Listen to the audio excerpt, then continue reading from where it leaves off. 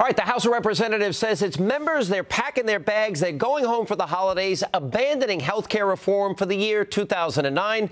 Nonetheless, the Senate continues to push on, full steam ahead, vowing to pass a bill before Christmas. But what's the rush? One of the most important issues of our lifetime. You'd think our lawmakers would want to take their time. Now, I've said that Democrats are rushing this through because they don't want this bill to see the light of day. And Senate Minority Leader Mitch McConnell, he made that very point on the Senate floor earlier today. It stands to reason that we would devote significant time and attention to it. Indeed, some would argue that we should spend more time and attention on this bill than most, if not every, previous bill we've considered. The majority obviously disagrees. Why? Because this bill has become a political nightmare, a literal political nightmare for them. And as health care continues to tank in the polls, Democrats do not seem to be getting the message that Americans may have just had enough. No, they've gone on quite the holiday spending spree in the past few days. For example, just last night, the president signed a $1.1 trillion spending bill into law. It is intended to jumpstart the economy and stimulate the job market. Now, I thought the stimulus was supposed to do that. Oh, and then there's the issue of the national debt. The Democrats seem blind to the perils of that, too. In fact, the House yesterday passed legislation allowing the federal government to raise the debt ceiling $290 billion, all to finance its operation for just an extra 6 weeks. So when will this spending binge stop, and who's going to stop it? Joining me now with answers is former presidential candidate Mitt Romney. Governor, great to see you. Thanks, Sean. Good to be with you. All right, Governor, let's start with the economy. We got to raise the debt ceiling again. We're going to raise it that amount of money for a 6-week period of time. You know, at what? And Nancy Pelosi says we're going to run on the economy. We're going to run on jobs. I'm thinking, how do you run on that?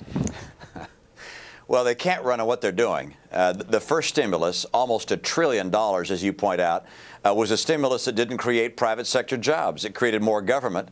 It has gone awry, and just like a ship without a rudder, in this case, the Democrats are not stopping and saying, okay, where are we headed? How are we going to get going in the right direction? Instead, it's like, give it more energy, full steam ahead, lay down the throttle. It's not working. The American people see it's not working. Spending massively more money is not creating jobs. Borrowing your way to prosperity is not possible. It's the wrong course. America knows it is. And the Democrats are in real trouble, but I don't care so much about them as I do about the country. This is a real problem for America long term. Yeah, I agree. But politically, it seems stupid. I mean, are they not looking at the polls? Did they not see what happened in New Jersey and in Virginia? It seems to me that, you know, to go with stimulus too, and then keep pushing health care when 61% of the American people don't want it, it doesn't even seem politically like the smart thing to do. What do you think their rationale is? Can you figure that out? Well, I think they're saying that if they throw enough bales of money out of airplane doors, that somehow something's going to stick and the economy will start again and they'll get credit for it, without people recognizing that when you do things like that, you hurt the economy long term. I think the American people are a lot smarter than the Democrats give them credit for. They realize that this massive spending and borrowing is going to hurt America. And whether it gives us a temporary bump at some point down the road or not, it is the wrong course for this country, and they're not going to take it anymore. All right, so President Obama's been in office for almost a year. How bad has he performed on the economy? If you were to grade him, what would you give him? Well, certainly a failing grade. The economy is not better. He said, give me your trust, we'll spend $1 trillion almost, and if we do that, we'll keep the unemployment level below 8%. But if you don't give him the money, he said, it'll get up to 10%. Well, we gave him the money, and it's already above 10%. It has not worked. The stimulus has not worked. And then for him to focus his attention on this health care bill, which no one understands, which would dramatically change the nature of health care, 1/5 almost of our economy, that's an enormous mistake of judgment. He has really gone awry, and instead of focusing on what's most important, he's focused on some of his pet ideological projects, and those things have run America off the rail. All right, so now he's on his way to Copenhagen. We'll get into that in a little bit here. Obviously, they're focused on health care, which is, again, that's going to cost a lot of money. So the question, what overall grade would you give him as president? Well, I typically don't give grades, but I can't give this president a passing grade. This is a president who has unfortunately used his political capital and his first year in office to work on cap and trade, to go across the country and campaign for his health care plan, instead of focusing on the two major issues that America faced at the time he came into office. One, the economy, and number two, the conflict in Afghanistan. He got involved in these things way too late in the process, and now he's trying to catch up by throwing good money after bad.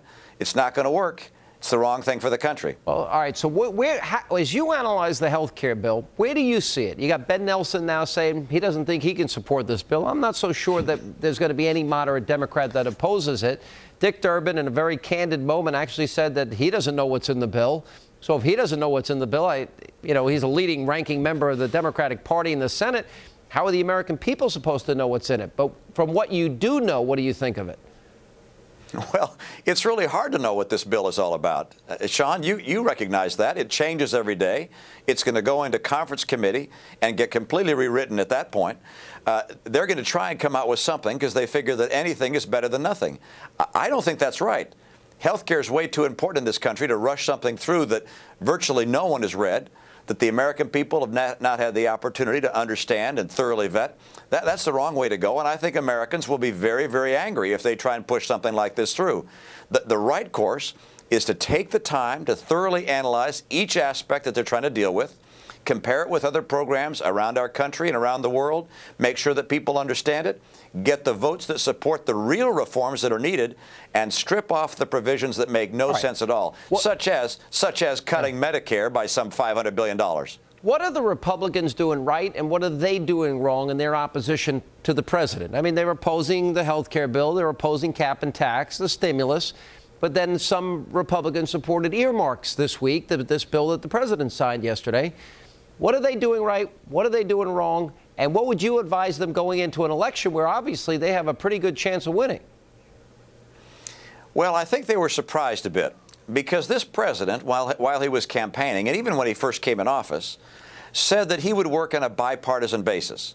He met with Republican leaders and said, I want your ideas on the stimulus. But before they put forth any of their ideas, he put out a plan of his own, or Nancy Pelosi did. He said he wanted a bipartisan health care approach. But instead of actually sitting down with Republicans, and by the way, a number of Republicans put together a bipartisan health care bill that had a lot of important reforms, that was swept aside. And he came out instead with something which is exactly what the liberal groups had long been hoping for. So I think the Republicans are a bit surprised here that this has turned into a far more partisan approach than anything they had led to believe would occur.